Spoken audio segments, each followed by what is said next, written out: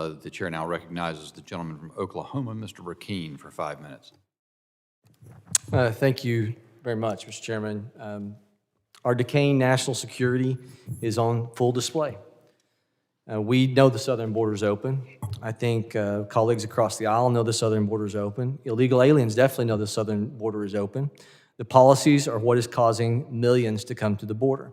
Under the Trump administration, we saw a 45-year low of illegal aliens coming to the border in 2019. Things have completely reversed. We are seeing the highest numbers in our nation's history.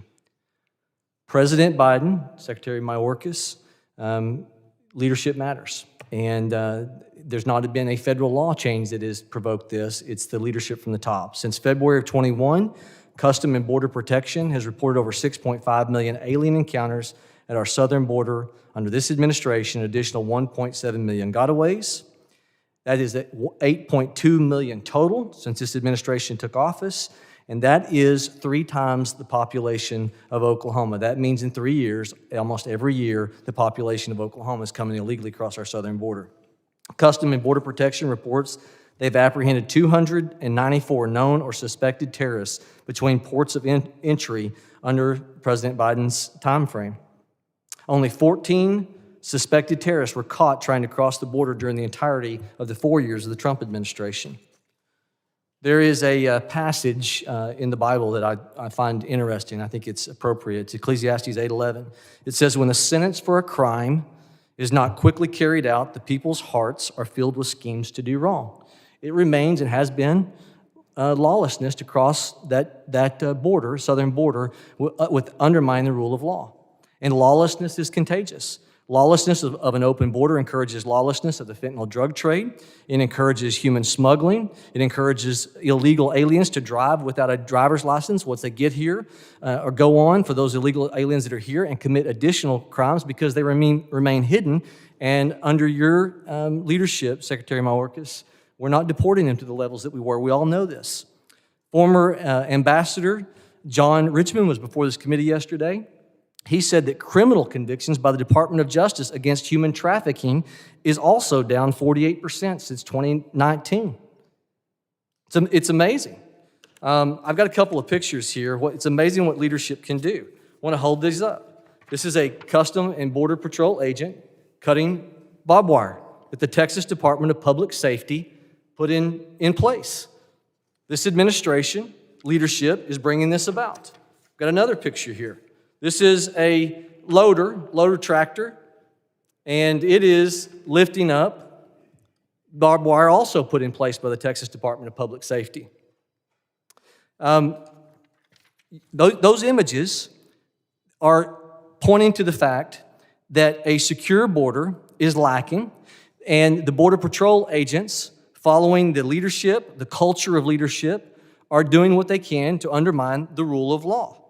We know that as of last June, an illegal immigrant living in Ohio was charged with plotting to kill former President Bush by smuggling Iraqi citizens across the southern border.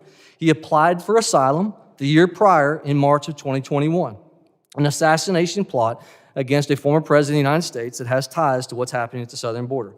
Director Wray, you testified in your opening statement that protecting the American people from terrorism remains the FBI's #1 priority. You also said this morning to our chairman, and I'm quoting you, "Greater fidelity regarding who comes into the country makes us safer." Director Wray, I understand you're walking a fine line. I understand that you serve this president, and I know that your position is something that you think about in what you say. There's a statement in our culture that says blood on our hands. And many people, if you're interested in where it comes from, it actually comes from the Torah. And I thought it was interesting, Secretary Mayorkas, you started this morning talking about what's happened in Israel in the last 60 days. And in the Torah, in Ezekiel 33, Israel is faced with an invasion and how they defended themselves from that invasion. And in the Torah, in Ezekiel 33, it says this. It says, if you speak to your people and say, if destruction is about to come on the land, the people of the land take a man among them and make him their watchman. Gentlemen, think about the platform, please, that you've been given by this nation.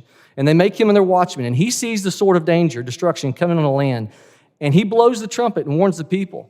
Then he who hears the sound of the trumpet and does not take warning, his blood's on his own head. But if the watchman sees the sword coming The watchman who's been put in that position by people sees the sword coming, destruction coming, does not blow the trumpet. And the people are not warned, and a sword of destruction comes and takes the person from them.